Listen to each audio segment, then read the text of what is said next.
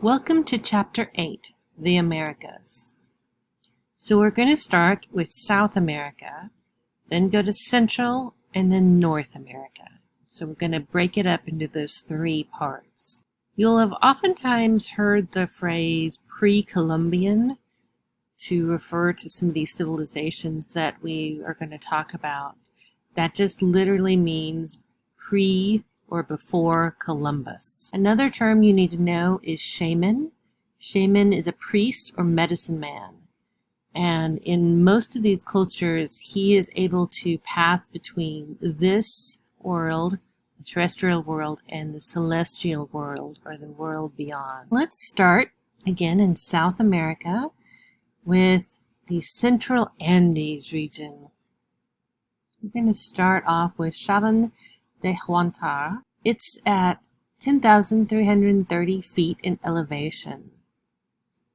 It sits between eastern and western ranges of the Andes, with the desert coast to the west and the Amazon jungle to the east. Let's go to the Paracas and Nazca peoples. This area, which is located along the southern Peruvian Pacific shore, is very dry, so organic material that is buried in the sand remains preserved for hundreds, if not thousands of years. Paracas comes from the Quechua word meaning sand falling like rain.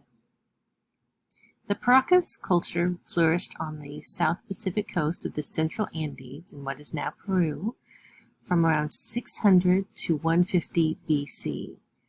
It is one of the earliest known complex societies in South America. The Great Paracas necropolis was discovered by archaeologists in the 1920s. It is a communal burial site holding over 420 bodies. So let's talk about the mantle or the cloth that we see here. First off, it was woven in a backstrap loom. Those were developed around the 2nd millennium BC. Warp, which is the lengthwise threads, are stretched between poles, attached to a tree, and a strap looped around the back of a weaver. Women were mostly the weavers. The weft, or the left, creates the design. They interwove as much as 500 threads per square inch. The material used is typically cotton or wool, and the wool comes from llamas and alpaca. The design on this particular cloth is quite interesting. We have rows of shaman figures with their heads thrown back. We've got very bright colors of green, blue, both dark and light blue, yellow, orange, and pink. These textiles were very large and meant to be worn. The wearing indicated status and authority.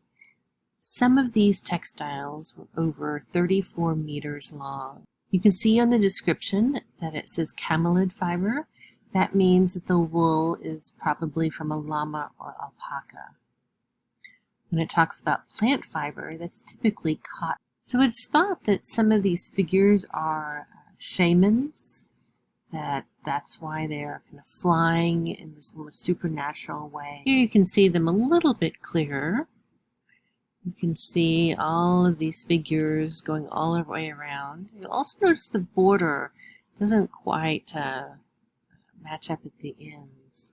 So here are some close-ups so you can see these interesting figures with their bodies and heads bent back. And here are some figures from a different fabric piece, but have kind of a similar theme. And you can see here as well. So here are some women that are practicing weaving with these backstrap looms. So you can see that they have their threads all ready to go, and they're got it wrapped around the back of them to exert the pressure. Here's another example. And a llama is different than alpaca.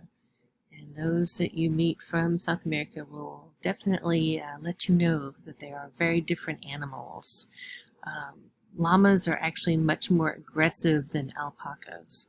Alpacas tend to be very, very gentle. You can see some of the physical differentiations in these two photos. So now on to this drawing of the Raimondi Stela. This is from the Chavan de Huantar civilization. So the Raimondi Stela is a sacred object. It is 7 feet high, made of polished granite with a lightly incised design.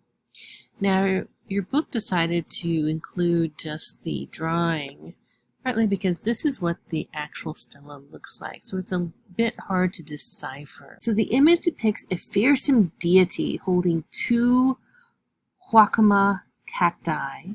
His eyes look upward towards this large, elaborate headdress of snakes. That's what's happening in this side here. But if you flip the image, you can also see something going on, but it's interpreted very differently. So in this side, you've got the figure here with this elaborate headdress. You've got the 2 cacti, one in each hand, and you can see how that can be interpreted.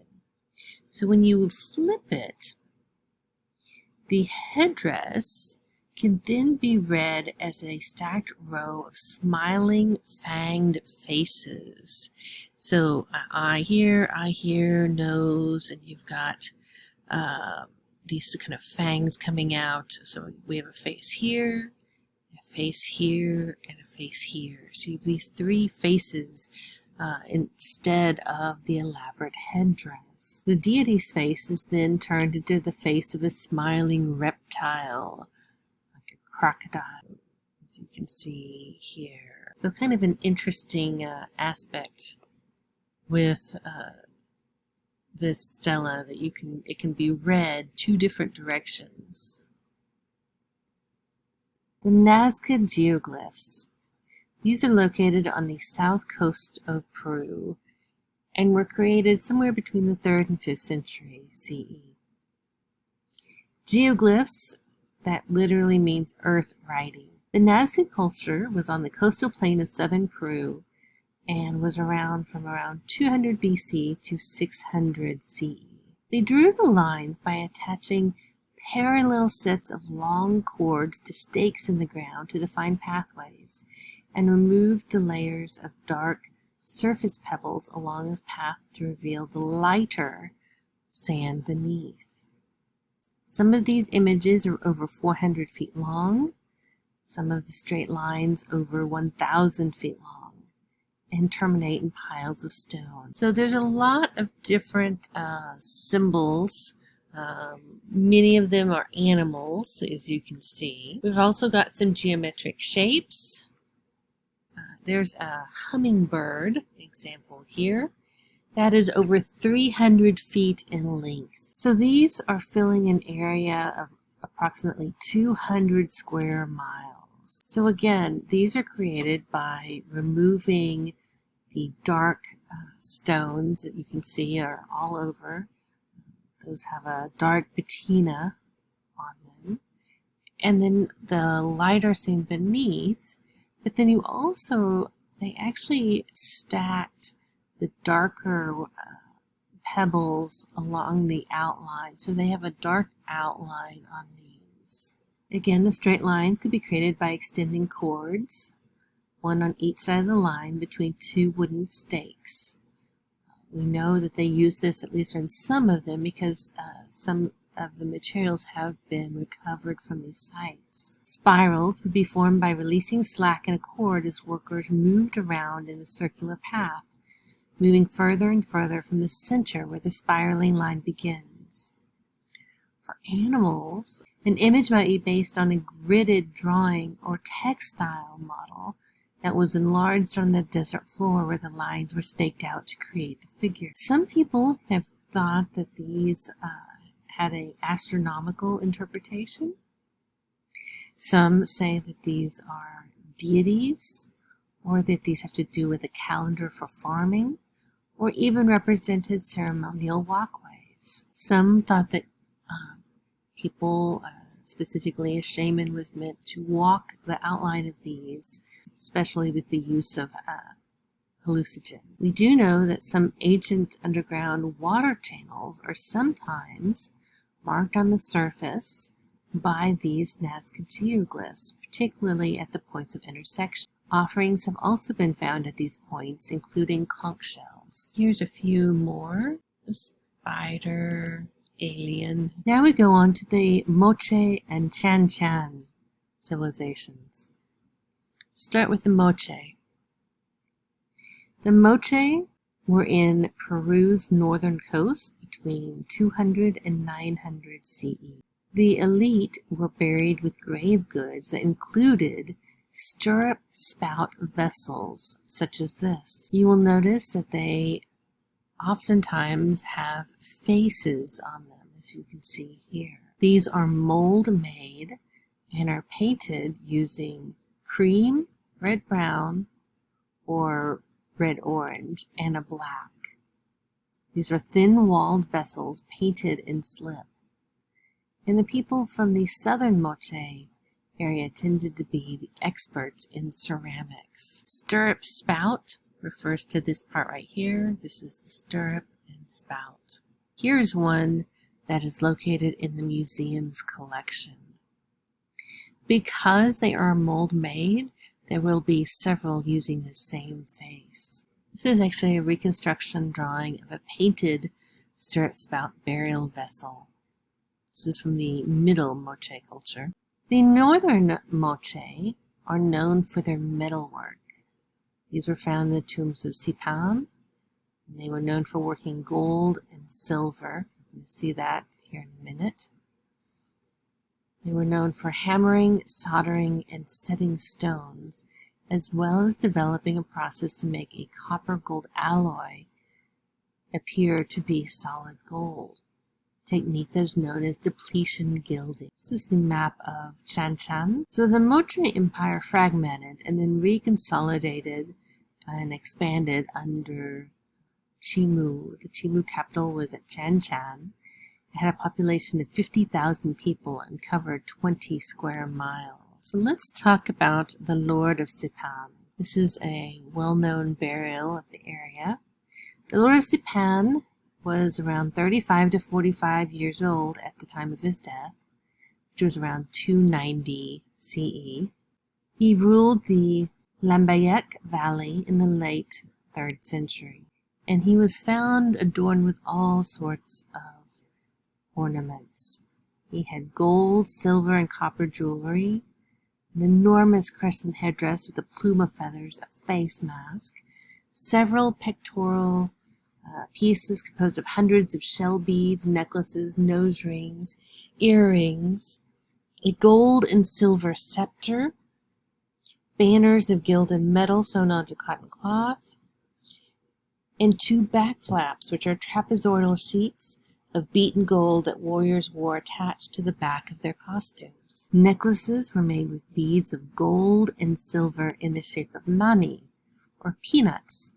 This was a very important food crop for the Moche. There were 10 kernels on the right side made of gold. The gold signified masculinity and the sun god. And then 10 kernels on the left made of silver. These represented femininity and the moon god. This dichotomy between the sun and the moon, masculine versus feminine, we see in a lot of these South American and Central American cultures. We see with him he's buried with seashells, silver and gold rattles, knives, death masks, gold bells, other headdresses, hundreds of beads, a total of 451 gold, silver, copper, objects, textiles, feather objects, as well as other people. So this is the view, this is kind of the drawing, and this is an outline showing you the different layers and what was found in each different layer. This is the full burial site. So you can see that there's a lot going on. There were 2 young women dressed in ceremonial clothes placed at the head and foot of his coffin.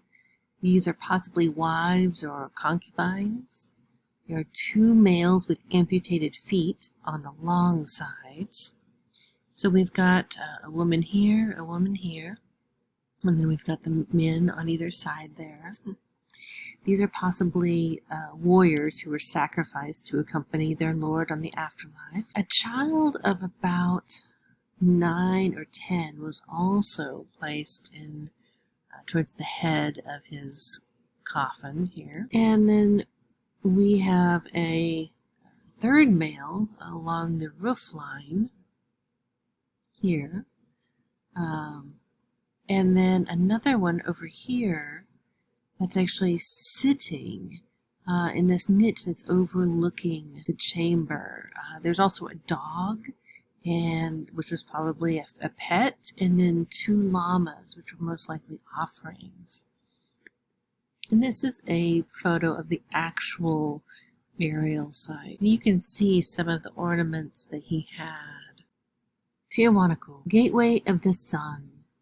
In western Bolivia, at the height of 13,000 feet, is the city of Tiahuanaco. The Tiahuanaco civilization extended into present-day Peru and Chile, flourishing from 300 to 1000 AD. According to the myths, Lord Viraconcha, the creator of all things, chose Tiahuanaco as the place of creation. It is now 800 feet above the level of Lake Titicaca, but most archaeologists agree that it was actually once a port city. Sea levels have changed dramatically throughout history in this region. The figures that decorate the stone are believed to have astronomical connotations. They seem to be figures with wings, curled tails, wearing helmets. The sun god, there in the center, is sculpted with rays emanating from his face in all directions. He's also holding a staff in each hand. Some people believe this gate was used as a calendar. It appears to reflect a solar year, however, not as we define the year. This calendar had 290 days, divided into 12 months of 24 days each. There is some thought that at the time, maybe this was thought to be a portal to the afterlife. Here's the full monument. Hoari tunic. The Hoari people were master weavers. This tunic, composed of 2 long, thin textiles sewn together lengthwise. It is made of wool of llama or alpaca. Bands of interlocking wedge shapes feature an abstract profile, something that it almost has a feline or cat-like face. The Huari was located northwest of present-day Cusco, Peru. The llamas and alpacas were the only large domesticated animals of the ancient Americas, and so therefore they were used for all sorts of purposes. They're called camelids because they are cousins to the camel. Their wool was used for clothing and rope, their hide for shoes, their fat for candles and offerings, and they were also sacrificed to please the gods. The Inca. So we're talking about the highlands of southern Peru and Bolivia. The empire at its height reached over 2,400 miles along the length of the Andes. The king was considered to be a living god. Their economy was based on taxed labor. People farmed and herded animals, worked in mines, as well as created specialized goods such as clothing and pottery. The Inca were engineers. They built a network of thousands of miles of roads and bridges to connect the empire. They constructed administrative centers, storehouses, and military bases. In order to keep track of everything, they had a system of recording information on knotted strings called quipu. This is a quipu. I know it looks like maybe an elaborate necklace or something, but this is actually how they kept track of information, these strings with those knots in them. And this is their elaborate counting system. You can see the number of knots has to do with what the number is, and then the addition. And yes, you can get into the 10,000s in this system of numbers. Now we're in Cuzco.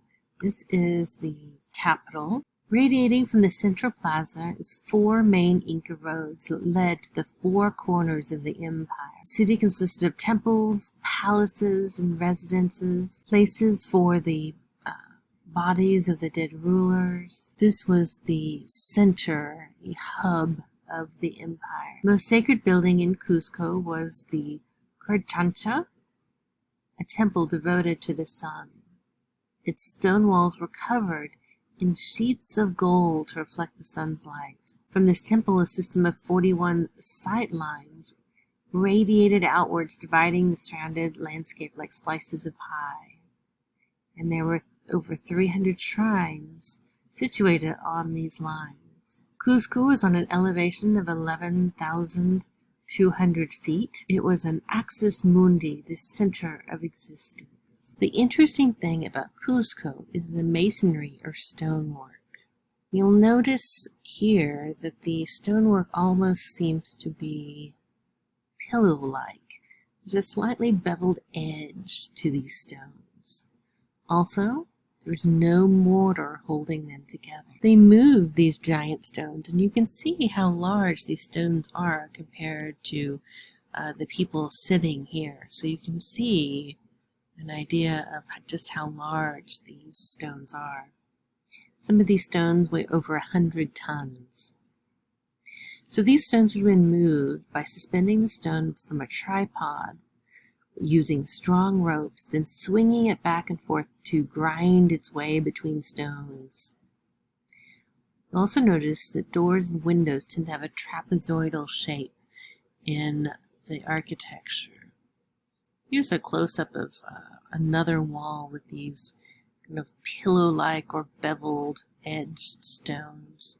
You can also see that these are very closely packed together, and sometimes we even use this kind of interlocking way to keep the stones together. And here's another example. And again, you can see that pillow-like shape. Machu Picchu. This was built as a royal estate for the first Inca emperor, Pachacuti Inku Yupanqui, around the 1500s.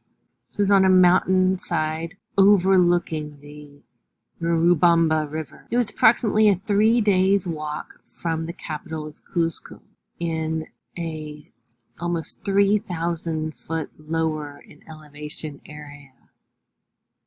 It was a very pleasant climate. So this was an area where the Inca emperor and his family could hold feasts, perform ceremonies, and administer the affairs of the empire. The site was chosen because it had sightlines to other mountain peaks. These mountain peaks were considered to house ancestral deities. One of the things you'll notice about Machu Picchu is the terraces. They increased the arable land surface and reduced erosion by creating these walled steps that walk down the sides of these steep mountains. Each step could then be planted with crops.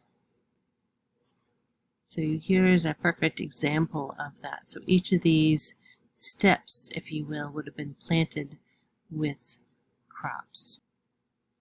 You can see that here along with multiple buildings. And this is a fountain.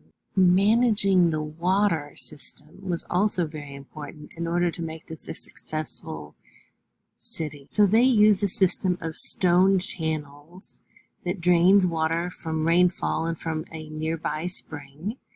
And some of this water was channeled into these stone fountains. There's 16 of them in all. The first is placed outside the door of the emperor's compound. That fountain is constructed within walls that may have created a ritual bath for the emperor. The others allowed the people to collect water whenever they needed it. Again, you can see the water channeling through the city. And here you can see all of the different structures at the site. The walls were built of stones that were shaped to fit closely with one another, and again, not using mortar. These stones were gradually shaped so that they would nestle against each other. Again, they would have a slight concave face. This socketed the stones so that they held together, but allowed for earthquake dampening movement. This is very important because this is a volcanically active area. And again, the entryways were in a trapezoidal rather than a rectangle shape. Buildings for people of lower status, they were made using a rough construction technique, and so those stones were not shaped. We have the Temple of the Sun. There's a stone outside, which is the place to which the sun is tied. This is a sundial that was used during various celebrations. So Machu Picchu, if we're going to talk about Machu Picchu, then we need to talk about how it ended. This is thanks to Francisco Pizarro. He arrived in present-day northern Peru late in 1531 with a small force of about 180 men and 30 horses. And he came at a very advantageous time for himself, and that's because there was a civil war going on. So the Inca civilization was busy with the civil war, and they had already been depleted financially and warrior-wise. So he came at this weak point in the Inca civilization. He takes advantage of this and topples the ruler Atahualpa in 1532. The Spanish suppressed several Inca rebellions, achieving complete control by 1572. Pizarro, however, did not live long enough to see all of this. His Spanish rivals assassinated him in 1541 in Lima, the city that he founded in 1535. This is an Incan bird flute that we have in the museum's collection. It's a fun little musical instrument, great detail. This just fits in your hand. You blow right here, and you can see the air holes the sound would come out of. You gotta love his kind of extended little belly there, but wonderfully colorful bird flute there. And this is actually a gold pendant that we have. We've got, again, a bird, and he's grasping onto the fish here. It is meant to be worn, whether sewn to clothing or worn on a string or a chain, it's unknown. But he's got some great detail, especially in his face, and you can see the really high quality of gold workmanship. This is Angel Carrying Arquebus. This is from the Cusco School, Peru. So now we're talking about, we've got the European influence by now. This is no longer a native civilization where we've got definitely have the Baroque European influence there. Arquebus is a type of gun. These types of figures were fairly popular there in the 18th century. This is an angel that is carrying this arquebus, this firearm with a long barrel. It was popular by the Spanish starting in the mid-15th century. So the idea is, this is during the Catholic Counter-Reformation. So the idea is that the church is an army and angels soldiers. And so we've got this angel holding this gun, which is very much a European styling. But if we start looking at the details, there's a lot of native influence in this piece. So it's an amalgam of this European idea. First of all, we've got Christianity that has come over with the Spanish. Definitely taken hold by this point. We have the European gun. But let's look at some of the details. So the dress or the outfit. Andean aristocrats and Inca royalty would wear this type of attire. It combines this European fashion and a traditional dress. The overcoat with the large balloon-like sleeves, was it part of this amalgam? This was meant to show your wealth in the fact that you were able to afford all of this excess fabric. So it's meant to be large, voluminous. The plumed hat is a symbol of Inca nobility. So we have feathers, and these were reserved for nobles or for religious ceremonies in the pre-Hispanic society. The hat on which the feathers were attached is in the style that was very popular in France and Holland around 1630. So we've got kind of these combinations of the Spanish gun, kind of European styling, but kind of exaggerated. We've got the importance of the feathers for the natives, but we have it on this very European figure, and again the hat is even from a different area as well. Here's a couple other examples. So this one's a little bit more European, but we still have the same basic attributes of the gun, the ginormous sleeves and outfit here, and the hat with the elaborate feathers. And here is another one.